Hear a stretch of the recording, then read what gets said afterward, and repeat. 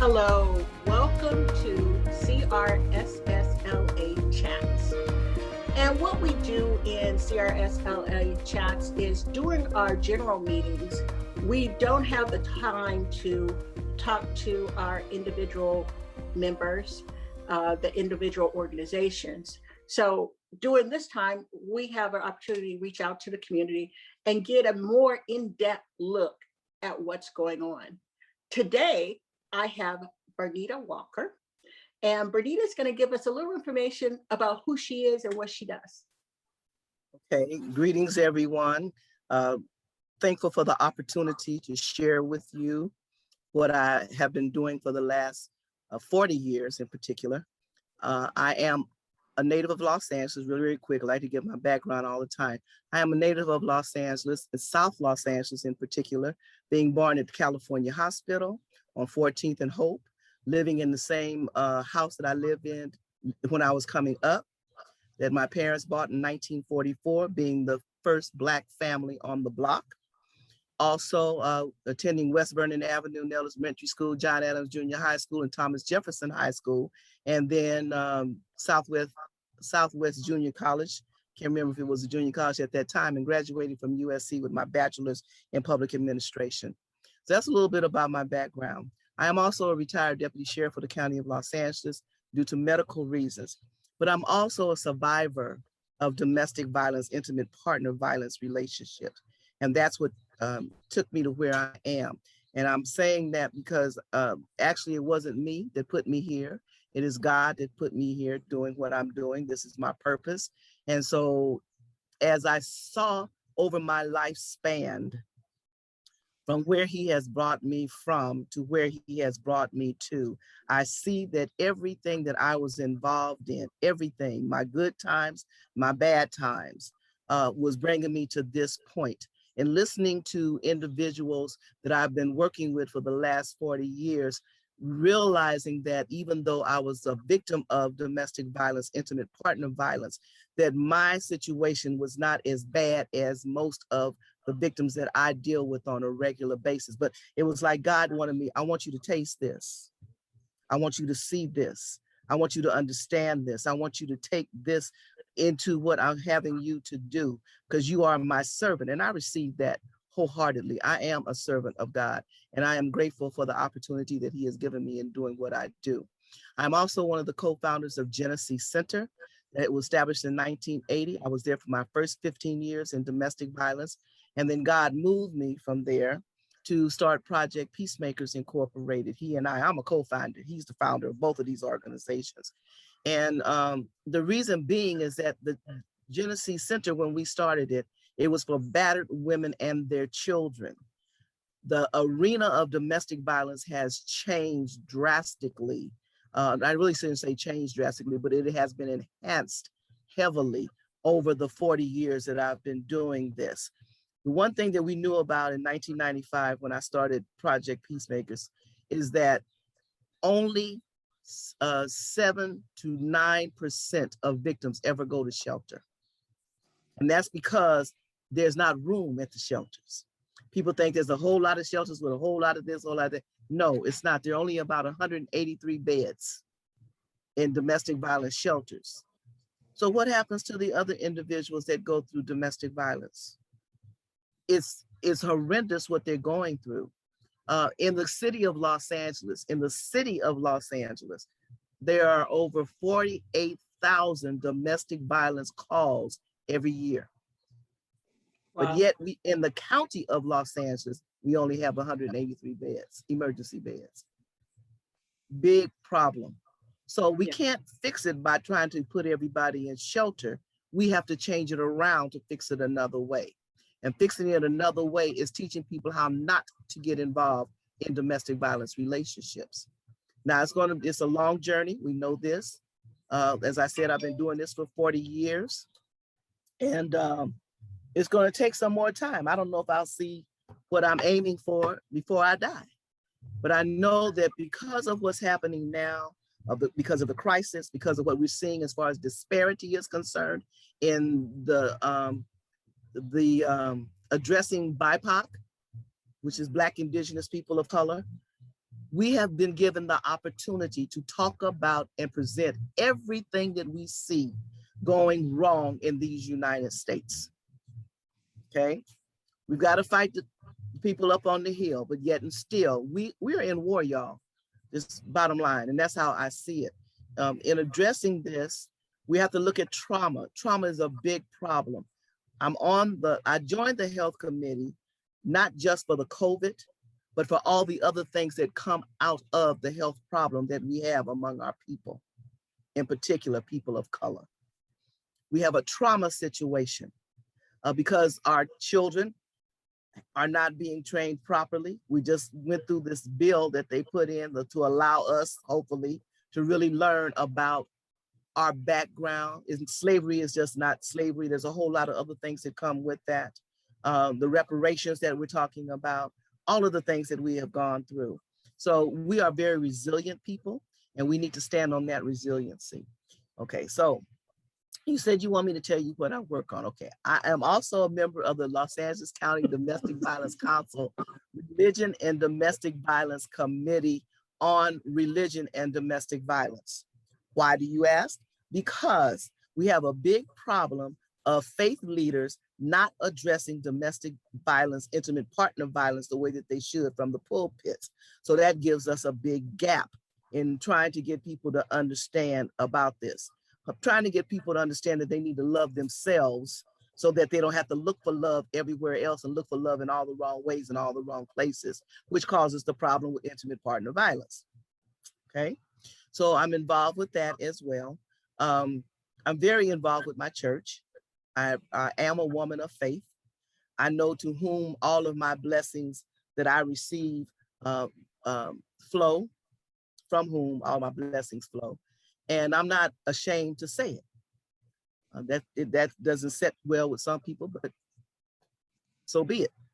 So anyway, what else do I do? Oh, right now I'm working on the Domestic Violence Council and Department of Children and Family Services ad hoc committee to change the way DCFS addresses the issue of domestic violence and failure to protect for our children, because they have a bad habit of taking our children away from the victim and giving them to the abuser, because the victim may not be able to protect them from the abuser, but they're not charging the abuser with anything. So we're working on that. We just finished the draft of the first set of policy changes that we are going to submit to the big committee. And we know that it's going to be passed, the majority of them. I mean, just really simple things that need to be done. We're also working with the court systems.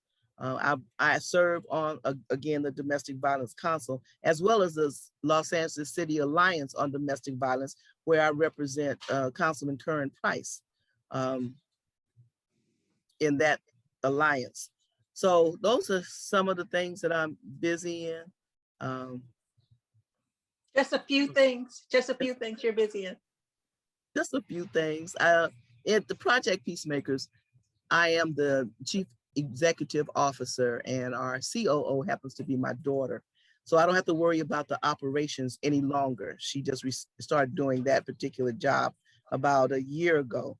It's hard for me to learn how to separate from being the CEO and the COO, because I've been doing it for 25 years.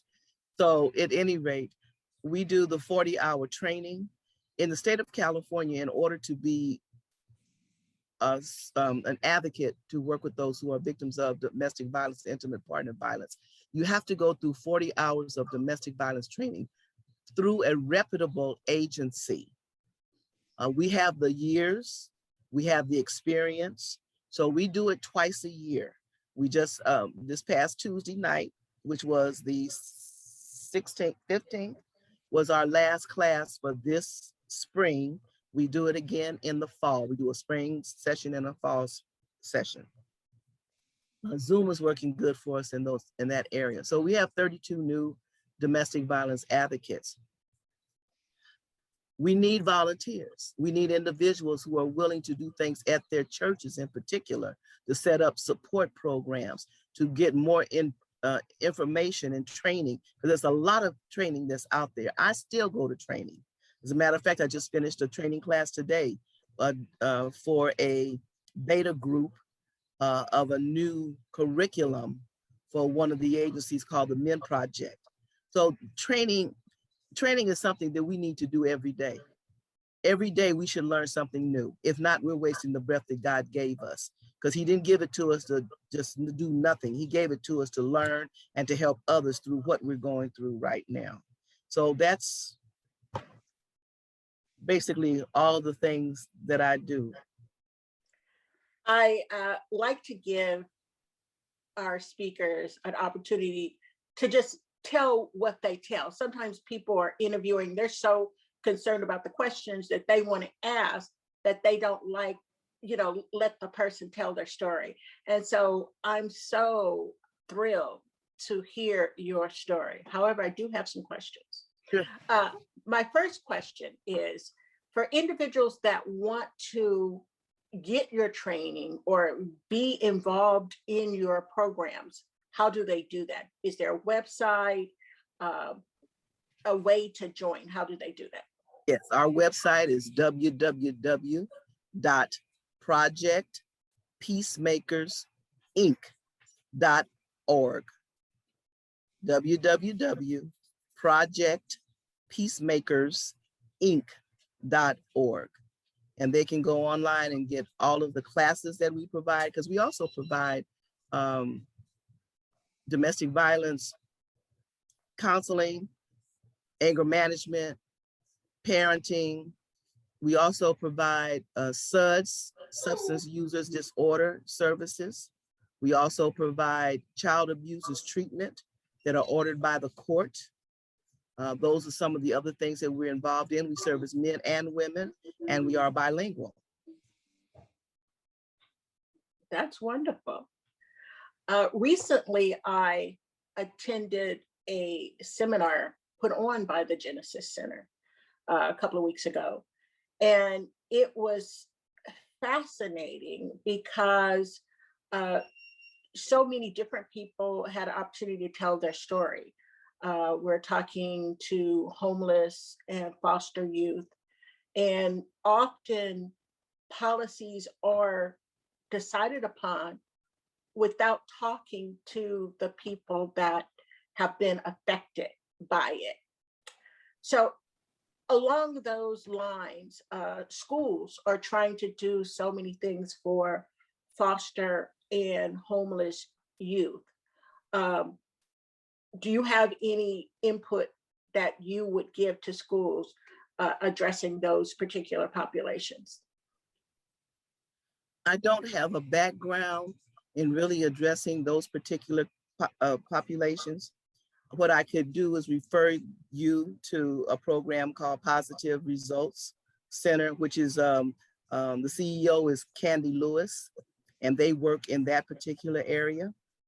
I also am with the Empowerment Congress that is set up in Council District 10 under Mark Ridley Thomas. I serve on that committee as well, on two of the subcommittees, homelessness, and on the Public Safety and Justice Committee. I serve on both of those as well. So I'm also involved with police reform, and homelessness. But to answer the question directly, I don't have any services for them at Project Peacemakers. What we do is we refer to the agencies that we know, like Candy Lewis, to help them do that. Okay. And the reason I ask is so many situations in terms of children and homelessness and foster care comes from domestic violence situations also. So I know there is a tie, and as you gave us resources that folks can look into for those particular ties. And that's another reason why I'm on that homelessness committee, because we're working with the police reform in addressing things that could come in contact with that, the humanity that needs to be presented from law enforcement. And also the fact that a number of those who are out on the street, especially women-headed families, are there because of the domestic violence that they have gone through. So that's the part that we're looking at, is getting them housed and serviced. I'm very concerned about the home, even at my church, we're very concerned about the homeless. You know, they're setting up so many buildings here in the Los Angeles area, but yet we don't know if they're having services there, as far, you know, the services to the clients that they need to find jobs, to be trained. All of those things need to be included in that homeless program or the facility that they're going to be in, especially if it's a large facility. Because if you don't know how to stay in the apartment financially, you're going to lose it. So those things need to be addressed as well. I know the general population in Los Angeles is really concerned about the homelessness, because over the COVID pandemic situation, it appears that there's more encampments everywhere. You know, before it was a certain area, most people would think Skid Row, but now it's everywhere. And so there is a serious health and safety concerns that's brought about with the kind of unchecked homeless living situation. So we're praying and hoping that we can find some solutions soon, because we constantly hear, oh, there's money allocated, but we're not seeing where the money is going. So that's a concern. One of the problems that I see is that we have enough information out there to do certain things, but we seem to be just slow, okay, in getting it out there. Someone brought up the other day, I forget which meeting I was in, but they brought up about the location that's on the EDD office that's on Crenshaw and 54th. It's a big building just sitting there, just empty, with a huge parking lot. Some of these individuals that are living in their car could be staying on that lot. They could retrofit it for the showers and maybe some type of community kitchen. You know, have someone there, which wouldn't take a whole lot of things.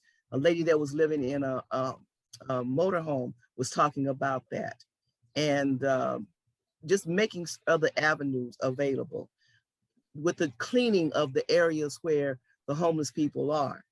There's a lot of trash that is there. Don't just talk about it. On a regular basis, send people out there to clean it up. You have individuals who have assignments where they have traffic tickets or something like that, and they assign them to do community service. Why not let them do the community service there and cleaning that area up?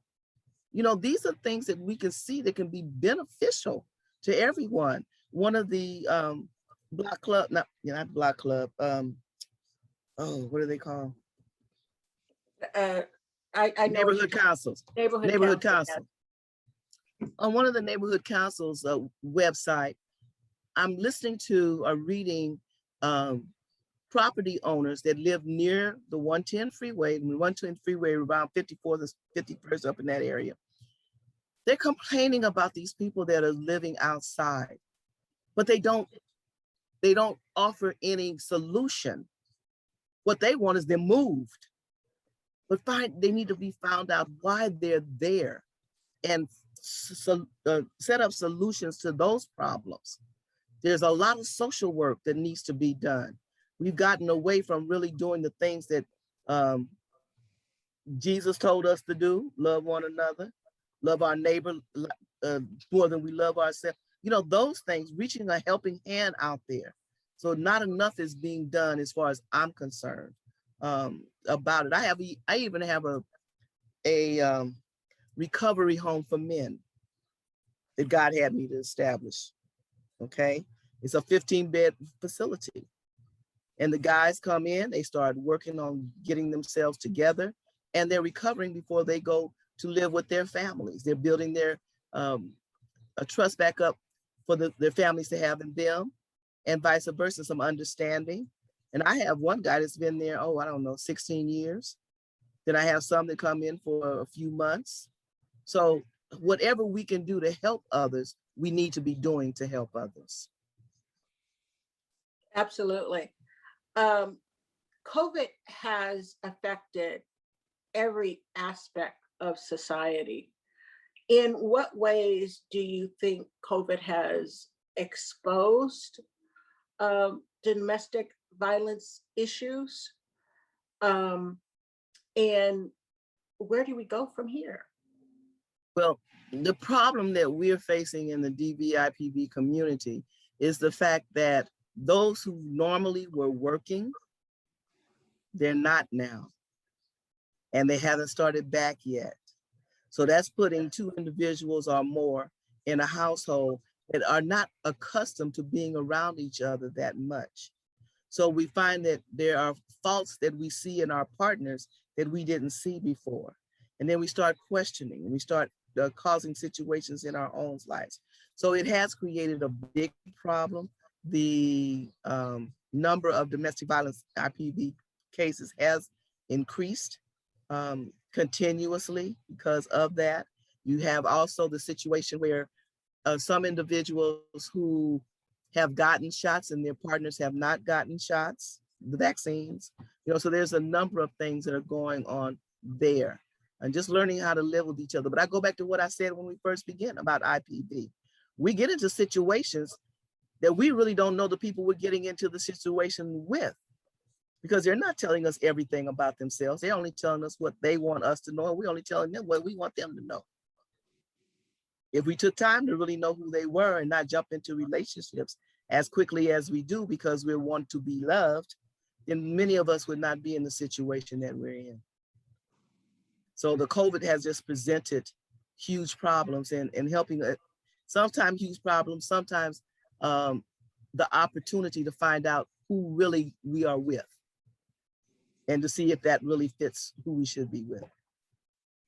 And before we wrap up, I know your organizations have been doing a lot in terms of outreach, getting people to situations where they can decide whether they want to get vaccinated or not. Tell me a little bit about the work that you've been doing on the vaccination front. Well, I myself was not going to take the vaccine because I don't take vaccinations. However, for the places that I wanted to go, for the things I wanted to do to continue to help the community, it was a necessity. And that's one thing that we all need to really consider the fact that if I don't get it, and my grandmother is deceased and so is my mother, but if I don't get the shots and I'm constantly being exposed to an individual who does not have the vaccine, then I am possibly a carrier that could affect my grandchildren, my children, my next door neighbors, individuals that I am involved in. I had COVID in March of 2020, and God brought me through it. So my antibodies, I had really strong antibodies. And then we also have to look at how we eat, how we take care of ourselves. All of that plays a big part. And we just want to do what we want to do. Well, you can't just do what you want to do, first of all, because you weren't made to just do what you want to do. Okay? So we're just trying to get the information out at my church. As a matter of fact, this Saturday, which is the 19th of June, June 19th, hallelujah, we just got that signed. Finally, after all these years, we're having our second vaccine done, but we're also receiving those for their first vaccine as well. We're doing both of it. And then we're setting them up to go for someplace local for their second vaccine. So it's very important. And I see it, I'm trying to make this as quick as possible. There's a little story that I know of, a little situation. Some of you may remember the story about the man that was on his roof, and it was a flood. And as the waters were rising, a tugboat came by to get him. And he says, no, I'm waiting on the Lord. And then a motorboat came by. He said, no, I'm waiting on the Lord. Then the helicopter came by and he said, no, I'm waiting on the Lord. And then he ended up dying because he drowned to death. Okay. So to me, these steps that we're going through is just like that because of the testing, the need to stay home, the mask, and now the vaccine. These are all steps that are being provided to us, I believe, by God, so that we can take advantage of it and not only save ourselves, but save those around us as well. I thank you so much for taking the time to talk to me this afternoon. There's so much more I want to talk to you about, so I'll track you down in a couple more weeks, because another topic that we'll talk about in a different day has to do with your ministry. And I really loved a lot of your philosophies about that, but that is a completely different episode. And I really want to get into that. As a daughter of a Baptist minister, I truly appreciate your ministry and outreach, because for you, ministry is not just a Sunday put on my nice clothes kind of thing. It's getting dirty. You're out like Jesus was. He wasn't hanging out with all the people in the serious finery. That's not where he was the vast majority of the time. Right. So we'll have to talk about that, because that's a long conversation, and I'll track you down for that. But I truly appreciate you spending the time with us today. And I appreciate your work, your mission, because I want you to know you have made a difference. And with the community response system of South LA, we have been able to connect with each other.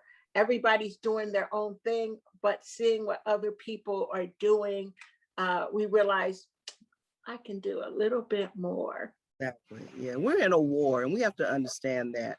And when you're in this kind of war, it's not just a physical war, it's a spiritual war. So we have a lot of work to do. And someone said, well, when are you going to retire? I said, when they roll me down in front of the church in the casket. And then I won't be retired, because the obituary will talk about the work that I did, and hopefully it will inspire someone to continue doing this work. We must work together. We are all sisters and brothers in Christ. Okay, we're all sisters and brothers under God, regardless of what our faith belief is. You may not be Christian. You may be Muslim. You may be Jewish. You may be whatever you may be. But we all serve the same God. So thank you so much for the opportunity.